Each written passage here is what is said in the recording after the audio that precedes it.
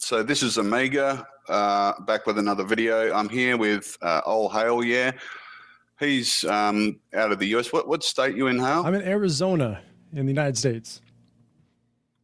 It's next to Okay. California for all those, I don't know any Australian lingo, all those chaps out there who don't know where that is. Yeah, I mean, I know that in America, all the different states sort of have a different take. Some are left and right leaning and all that sort of stuff. So yeah, Arizona, what kind of leaning has Arizona got? So Arizona is considered the wild, wild west. A lot of the states have just done full open carry with no restrictions for handguns and such. Arizona's had it consistently. That's where Tombstone is. If you've seen the movie with Val Kilmer and Kurt Russell, although it's far down south, like near the Mexican border, but we also are considered a red or very light purple state that went for Trump in the election. So it kind of gives them an idea of what's going on here. Okay. Okay, so the reason I've got hold of Hale, guys, is because we've got the gay marriage plebiscite coming up in Australia, and that is a postal vote, which is happening very soon. And I just want people to be aware of the implications. Now, there's a lot of, emotional debate going on. They've tried to shut down the debate, basically by using some sort of emotionally based argument in Parliament, but that's failed. And, in true form, the Liberals have tried to shut down this postal vote through the High Court. So, Hal, that's what's going on right now. They've already tried to shut it down through the High Court. The left-wing parties of Australia, the Greens and Labor, have come out and said we cannot have a public debate on gay marriage because it is hurtful for people's feelings. Right. which is probably the most ridiculous, debate. Defense for not having a debate I've ever heard in my life. Yeah. But it's all too familiar. I think they said that about Muslim jihadist terrorism, if I don't recall. Yeah, Obama said that. Americana said that. If we have people that are so sensitive and so brittle that if you say things that are negative about anything they espouse, they'll crumble up and they'll fade away. Unfortunately, that's not actually what happens ever. So hopefully no one falls for that. yeah, it's a reality now that hurting people's feelings is worse than real mass murder, and it's crazy that I'm saying that, but that's actually true. And I think a lot of it comes through the whole communist ideology, the socialist ideology, which has invaded our societies. But where they're up to now is this plea to stop the postal vote has failed. Penny Wong, who is a lesbian Labor parliamentarian, she was the one pushing that, spearheading it, and she's failed epically. But now it is going to a postal vote. They've actually even said that even if it does succeed, they're going to come out and try and have it ruled unconstitutional through the High Court. Now, I just want to start this, Hale, at this point, okay? Because we've got the Liberals, which are trying to force gay marriage through the High Court, or shut down this postal plebiscite, but then have vowed that they're going to try and rule it as an unconstitutional, vote if it does pass, or if the Australian people vote yes. And I think their next move will be to try and force it through the High Court, because I think out of 27 countries, only 2 countries, would you believe, have actually voted on the issue. And I think in 25 countries, they have forced it through the High Court. So this seems to be something that they've seen happen in other countries, and then they are trying to use the same argument in other countries again. Now, it was forced through in America through the High Court, yeah? Yeah. There was a Supreme Court case called Obergefell a couple of years ago, 2015. Okay. So, yeah, you mentioned something interesting about the communists. One of my videos I'm coming out with here in the next week is about the origin of the word political correctness, and I talk about how You know, it came from our friends, the Russians, but there was a gentleman in Italy, he's an Italian fascist named Antonio Gramsci, and he was Saul Alinsky's, one of his intellectual mentors, who looked at the communists and who looked at the Italians and said, you know what we're really doing wrong here? People don't like to be shot. They don't like to see their family members hauled off in chains. They don't like to be clubbed.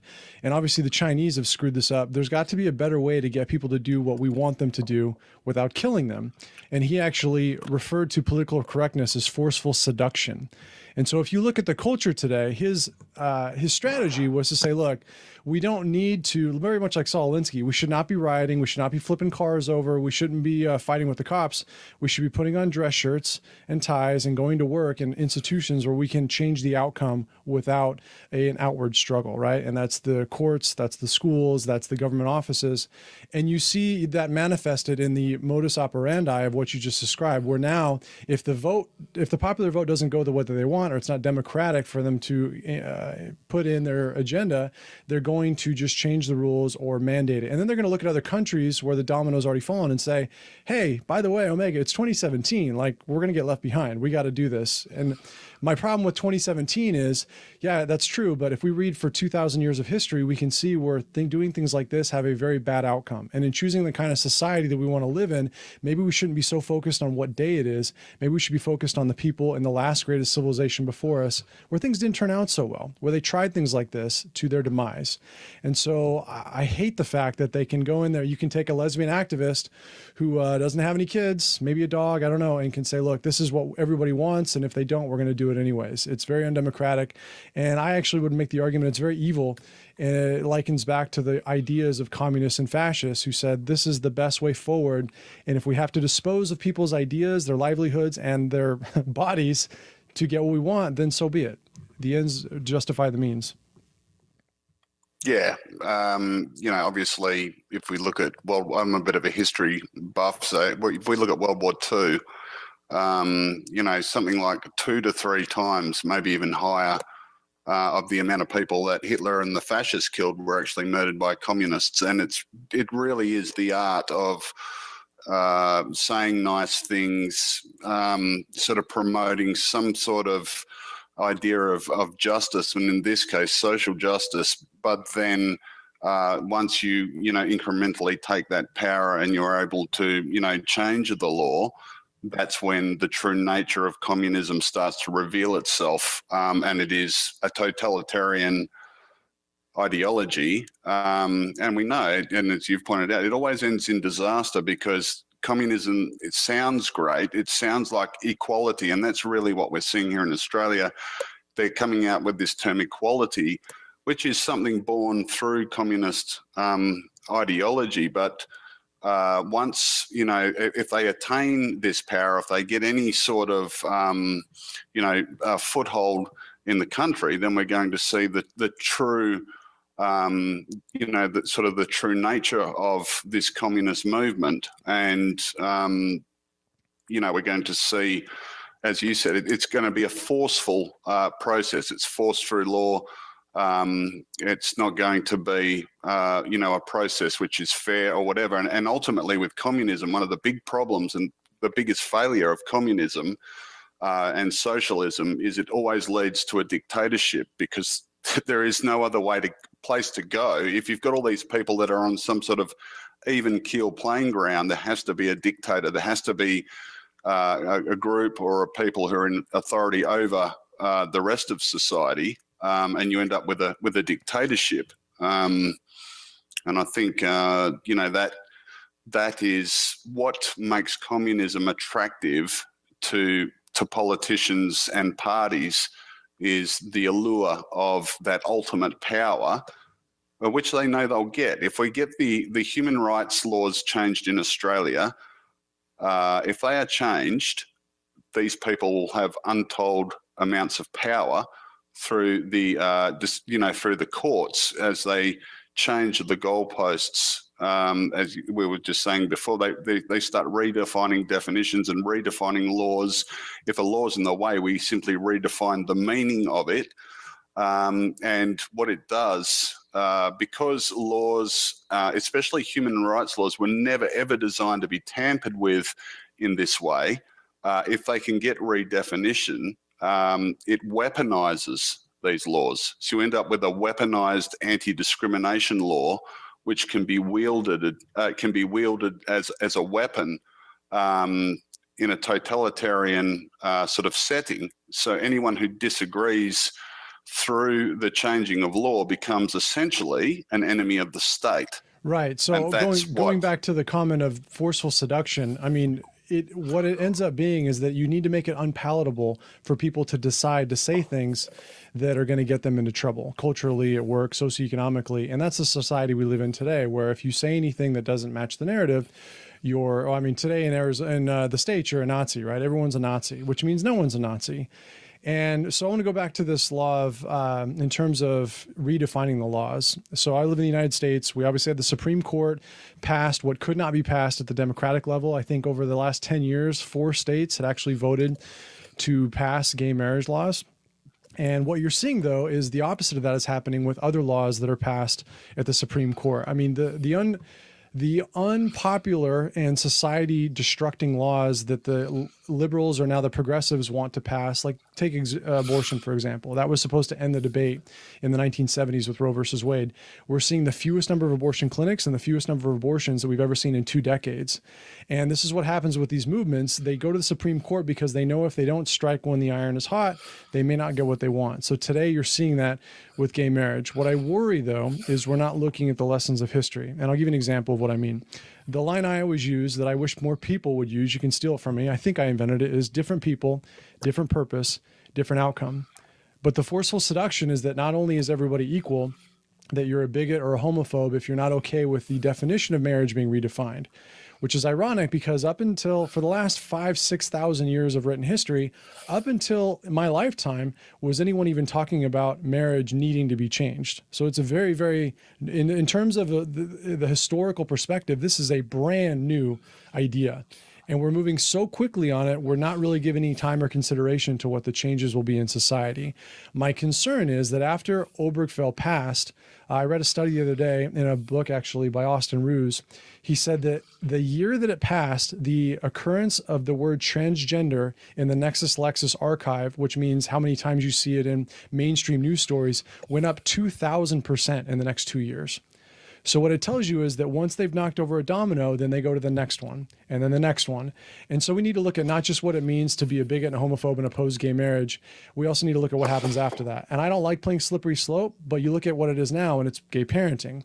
They've conflated gay marriage with gay parenting. And if anyone wants to check it out, I did a really good interview with a gentleman named Robert Oscar Lopez on my show who grew up gay. His mother was a lesbian. And he talks about what it was like growing up with a lesbian mother who was in and out of relationships and how unstable it was and what this did to his psyche. And he actually has gone so far as compare gay parenting to slavery. And this really cheeses people off, right? But he says, look, the main issue with slavery, aside from the fact that it was horrible, is that it steals a person's identity. He goes, if you are a gay parent advocate, what you're basically doing is saying you want a child to satisfy your own selfish desires because nature is too bigoted to provide one for you by the natural means in your relationship. And so if you listen to him talk for a while, it starts to make more sense where he says, basically you have children who grow up their entire life wondering what their true identity is. Is there a parent they don't know? Is there a reason they don't have a mom and dad? Is there a reason they're not normal? And all this serves to help the parents, quote unquote parents, feel like they're normal members of society. He goes, and also what they're doing is ignoring the fact that you have extremely high and exponentially higher domestic violence rates, suicide rates, divorce, quote unquote, divorce rates, separation rates, all these things that serve to create an unstable environment for the child, which creates an unstable country in a generation's time. So if you're looking for a way to destabilize a society, to destroy a culture, and to ultimately throw things in chaos within a lifetime, this is what you do. And I think there are 2 types of people on that side of the fence. One are the ones who actually want to feel quote unquote heteronormative and they want to have a normal society and graduate from a dog to children in their gay relationship. I'm fine with that. I get it. Everyone wants to feel like they're included. The other part is the ones who can use this as a tool to bring down society. And those people do exist and they are hard at work. I would quote someone like Masha Geshen, who's a big time activist, who in 2008, when we were voting on gay marriage, said, we joke about how we want marriage equality. She's like, it's not true.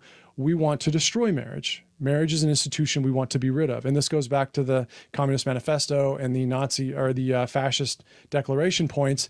They're deconstructionists. And this is one of the most handy tools they can use.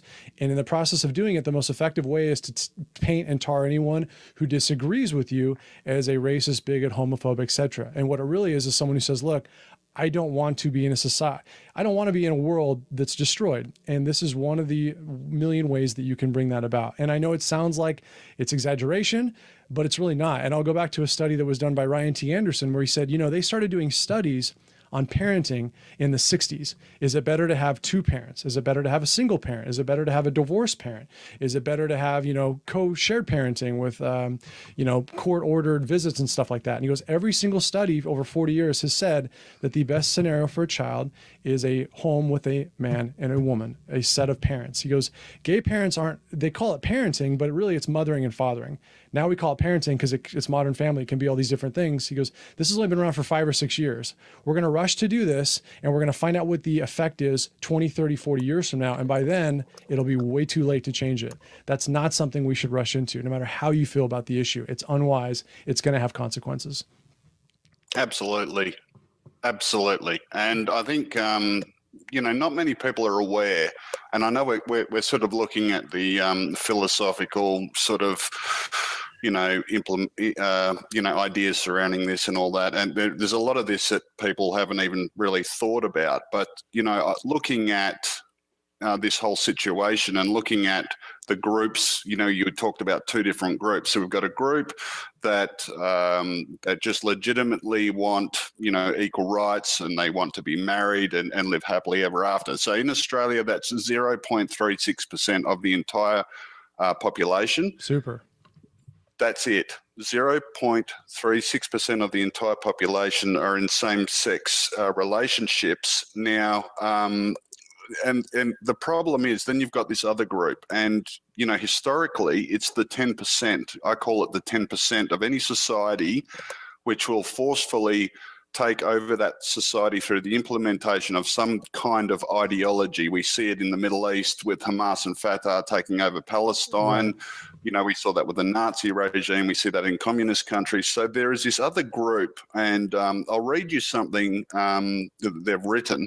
And again, we'll get to the meat of the sandwich here, but again, this vote is not a marriage equality vote. This is a socially engineered vote, which has been specifically designed by certain groups for the changing of laws to give them, I call it the beachhead.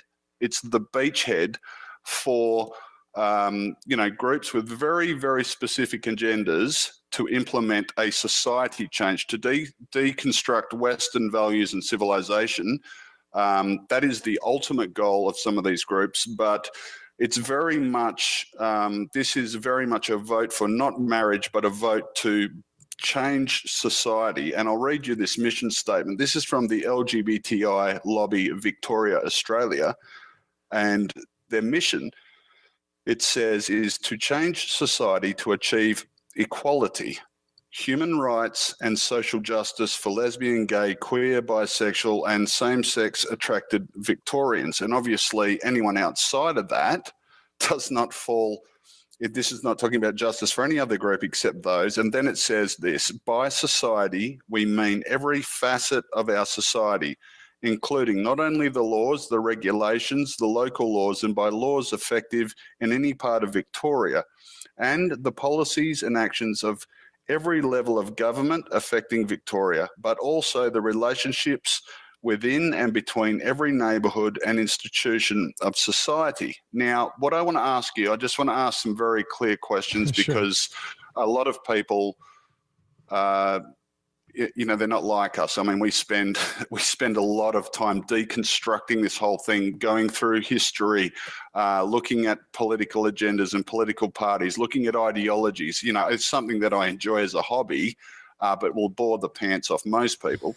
But for you, and for me, well, for the listeners out there, here's a very simple question: what are the immediate, and answer in the simplest way possible, what are the immediate effects? Because we know there are going to be long-term ramifications. What are the immediate effects of gay marriage, that you've seen within your own country? So within the first year, 2 years, what are the immediate effects? What have you noticed? A lot of prides, a lot of celebration, a lot of social media posts. I think the benefit that the deconstructionists have is that the immediate negative effects are unseen for some time. So I give you one example. After Obergefell passed, the occurrence of transgender popping up in the news skyrocketed. And I think in the first 3 years, it was like 5,000%. And what's negative about this is you can see what the end game here is for the people that are very dedicated to this. It is that they've been trying to, in the United States, it was ever since the Defense of Marriage Act. Before that, it was separate but equal in the military, or don't ask, don't tell, that they're inching along and never giving up. What you're seeing with transgender is people who believe like me, who've been hoodwinked into believing that if they don't go along with this, that there's something wrong with them. They're seeing the transgender debate now, and they're kind of feeling a deja vu all over again and saying, okay, wait a minute. Like, we just banned transgenders in the military.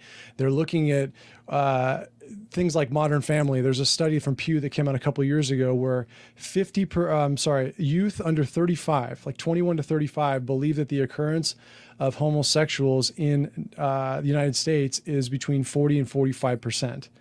And literally it's under 4%. And the idea is that if you get people to believe something that's that far from the truth, what else can you get them to believe? And that's what we're seeing. I just had my kid's first day of school last week, and I got there, and in the 7th grade, my niece came home with a book on sex education, first day of school, and it talked about how you can choose what gender you are. And if you've seen our education system in the United States go on a continuous slide from the 1970s, they're having a really tough time teaching reading and arithmetic. It's because this has taken the void of actual quality education. So you have to ask yourself a question: why is this so important? Whose needs are this serving? You can ask the same questions of immigration, of sucking up to jihadist nations, and also of sexual perversion education with our kids. Whose interest is this serving? What kind of culture are we building? And I got to remind your listeners, culture, the root word of that is cult. What do we worship? What do we value? How do we behave? What do we believe? If these things are so important, why and what fruit are they going to bring to us? I don't think we're going to like the answer to that. And we really got to stop and think, why is it so important that these people get this just so the 0.36% of the society can feel like they're included in something that they've made a conscious choice not to be included in? Just rewinding there. Go ahead. Just rewinding. You said something which I think will resonate with a lot of people here. How old's your daughter? So my niece is in 7th grade. My son is 7 years old. So 2nd grade and 7th grade. Okay. So which one received this book, this sexual education? It's a PDF. Book? I could send it to you to link. It talks about the myths of transgenderism. It talks about how to identify as a boy, girl, or other. And then in the back, it's got actual details. Like, I don't know if you remember going to Sex Ed Omega in the old days when you had like the Google Maps version of the anatomy of male and female. Now they've got like the aerial view where it's actually got fuzz and different parts labeled, and it's straight on like you're delivering a baby. And I'm thinking, why do I need adults talking to my kids about sex? I would not allow that at home. Like, I wouldn't let my friends come over and joke with my 7-year-old about her, like what a vulva is and where things go. But I'm going to let some teacher on the first day of school send them a packet so that they can talk about that. It gets better. Then they go to the school and they try to download it, and it's not on the website. You have to make an appointment with the health whatever at the school to meet with them to discuss the pamphlet in 7th grade in junior high. So what age is that? 7th grade is between 12 and 13. During the school year. Goodness me. That is, I'm shocked. I got a copy. I'll send it to you. It's wonderful. I'm legitimately shocked. Yeah, if you can send me a copy of that, and I'll disperse that out. And, because once marriage is, the definition is changed, and this is what I've warned a lot of people about, if you change fundamental human rights laws, it then becomes a breach or hate crime.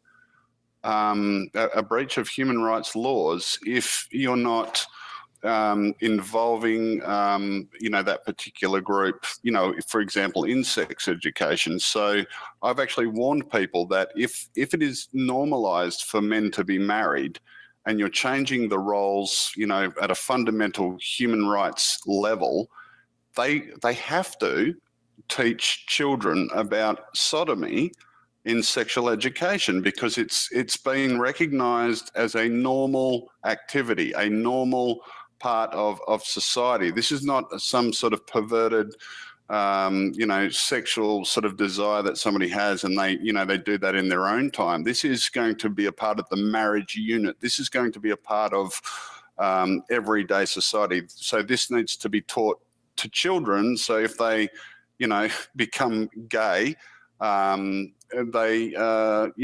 got these, they've got the information, so they can have, anal sex, with each other. And so they, not only that, they can foster the conversation and talk about how normal it is to talk about it and how it's acceptable behavior, and you don't have to tell your parents.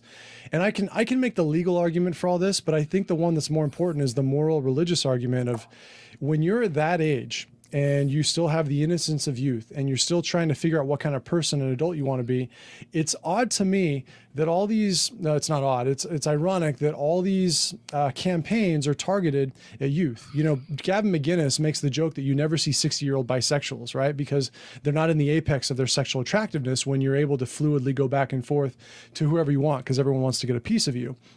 But when these kids are at that age, when they're deciding what kind of adult they want to be, how they want to educate themselves, how financially stable and psychologically stable they're going to be, and, if they're going to be in a long-term relationship, when they're going to get married, major life choices between 16 and 24 years old, this is the age when they've got them hooked into believing they should experiment, they should fool around, they should explore their sexuality, they should have sex with as many people as possible. And to some, if they're transgender, they should, take hormone injections and maybe even lop their goods off, put it in a jar and say, I'm proud to be me. And then guess what happens? They grow up a little bit more, they mature a little bit more, and they realize they've made life-altering mistakes that they cannot fix. And in some aspects, they can never repair. And their life in that they all end up in the mental health. Yes. It's ruined. Yeah, they all end up in the mental health system. It's basically, if you believe in light and darkness, if you believe there is a never-ending war between liberty and freedom, right? Then you have to believe that the person who wants to, the entity that wants to destroy humanity is laughing hysterically, like screw tape letters, when these young children are taught these things by people the government trusts to be their educators, their betters, their mentors, and they throw their productive potential down the drain, sometimes irreversibly. Or they waste the best years of their life in relationships that will bring them nothing but misery, pain, and depression. It's a tragedy. And I think, too, we have to recognise that what we're seeing when they're bringing that kind of education to children, and this is what most people don't understand. I understand this because I've studied progressive socialism and different political ideologies. And what this is it's pure socialist indoctrination. It's creating a generation of voters for a specific brand of politics, because basically what they're teaching them is unique to certain brands of politics. Right. So, if you look at socialism especially, or progressive socialism, these children will be indoctrinated with this stuff at a young age. So when they're older, anyone that says, this is not normal behavior, or, this is not a part of our policy, or we're fighting against this, those people are far more likely to side with, groups which policies support it, because they've accepted it as being normal. And I actually see, this Marxist sort of indoctrination, that they want to bring into the education system. And here, what about other groups? Okay, well, we're talking a little bit about education, but then you've got government roles, government jobs. What are they called? Like civil servants over there.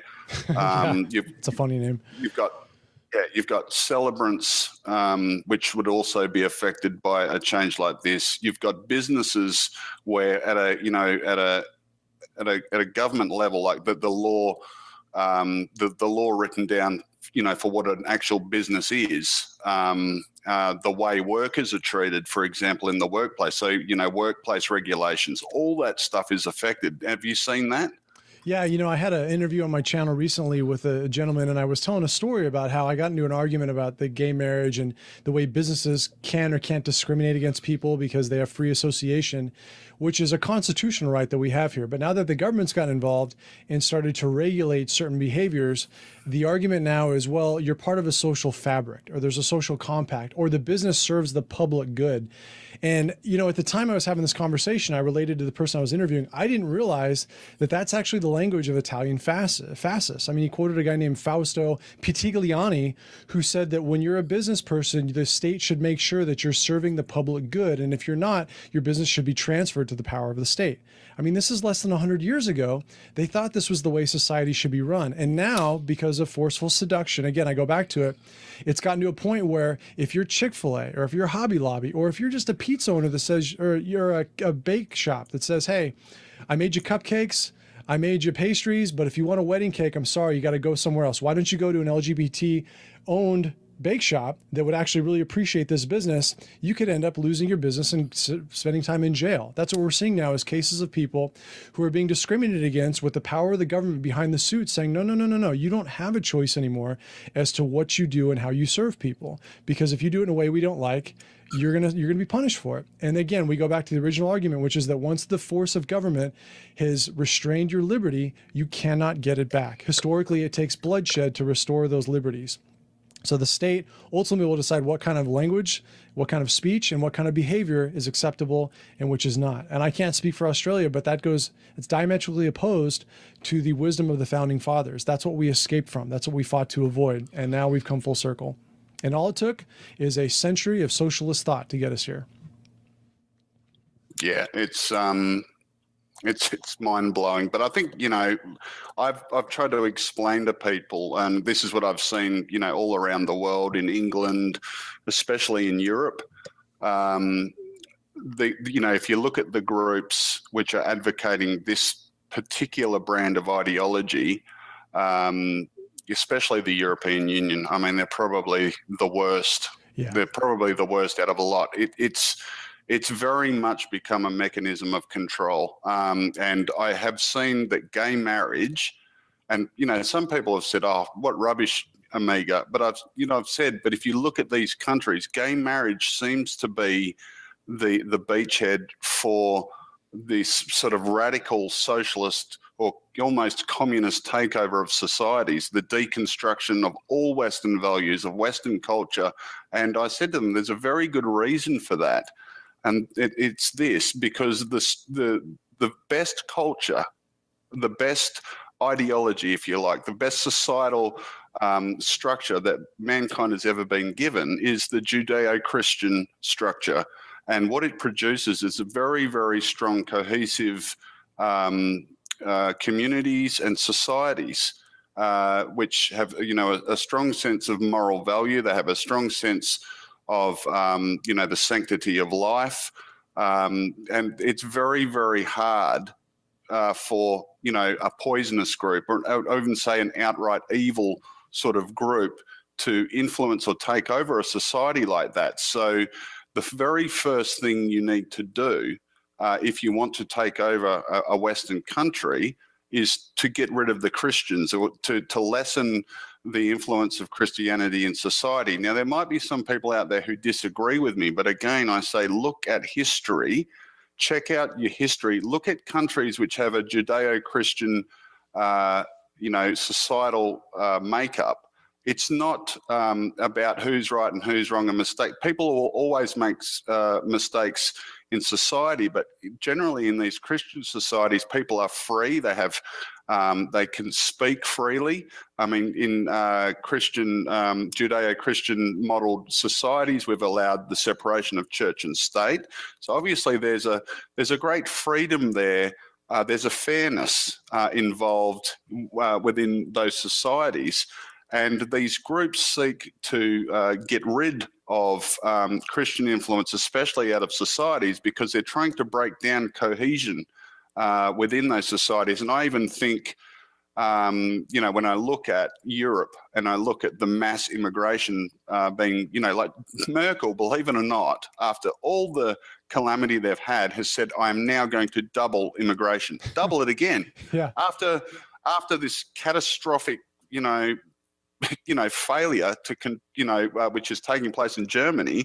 And this is a part, I actually believe, there's a much larger agenda here. I think that's maybe connected to, all of these high court decisions where they're pushing through these laws. But if you look at Europe, I mean, Sweden, the UK, they're perfect test cases of what is actually taking place around the world. First, they're accepting gay marriage. Political correctness goes from, as you pointed out, talking about transgenderism, it goes through the roof. You end up in a society which is being essentially policed under the guise of human rights, when in fact what they're really doing is stripping away everyone's human rights. They're taking away any social cohesion whatsoever. They're calling anyone who actually loves their country, loves the traditions, and loves the things that actually make it a strong, cohesive society, Nazis. While they're doing that, they're implementing mass immigration and causing utter chaos within those societies. And I think it goes back, and, getting into the conspiracy theory area here, and I don't want to go too far into it, but order out of chaos, we all know where that came from. Yeah, I mean, but it definitely seems to be the case. Like Cologne, Germany. I mean, if I'm Angela Merkel and 1,000 young girls report rape or assault in one place in one night, I start asking questions. Obviously, I read a really good article about how most of the progressive European countries are now run by childless women, right? Like Merkel, which is very fascinating to me if you think about that. But if I am a father and I've got a young daughter and I find out that 1,000 teenage girls got sexually touched, molested, or raped against their will, the alarm bells are going off in my head. And at the very least, I'm asking the question we should always ask when progressives have a great idea: what do we get for this? What do we get in exchange for taking this elevated risk and imposing on people who have no say in the matter? Whether it's the people in Cologne or whether it's the people who got killed in Barcelona the other day by this idiot who came over from Morocco. Like, what did we get in exchange for letting him in? What did he bring that was so valuable that we had to risk all these people's lives? We don't get to choose that. We entrust people to do it for us. And when they break that trust, we suffer. That's a biblical principle, that when there is no vision, the people perish. I go back to Rome, where where gay culture was celebrated, where they debased the currency, where they started eliminating their borders, where they were giving subsidies to everyone to be paid to eat for doing nothing. And it was a slow burn. It took 1,000 years for the civilization to crumble. But every single iteration of that civilization, people lived with less liberty, higher amount of fear, and a lower quality of life. And that is what we're experiencing in Europe today. That's what we should not be advocating for in Australia and other Western nations like America. There's no good that's going to come from it. To be told that you're not allowed to speak out against it is to be told that you should be a serf and be happy about it. And it's just not a wise move. What I think is really nice, though, is in the technology age, we finally have the ability to say, you know what?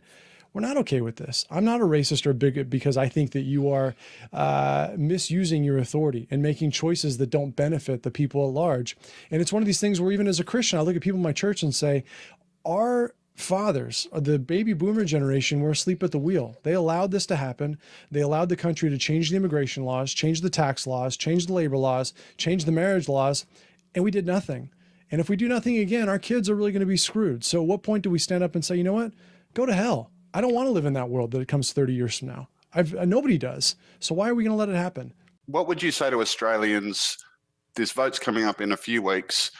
A couple of months. What would you say to Australians very quickly who are thinking about accepting gay marriage? I would say that the strength of a nation historically has been based on the strength of its homes, of its cultural core unit, which is the family. If you start tweaking with that essential equation, you're going to get an outcome that you're not prepared for and you may not like. So put a lot of thought into what you're willing to exchange for that. If it's just moral grandstanding and feeling like everyone is accepted and belongs, that's great. You don't have to change the definition of marriage that's been existing for over 6,000 years to do that. There are better ways to do it without jeopardizing the rest of the farm.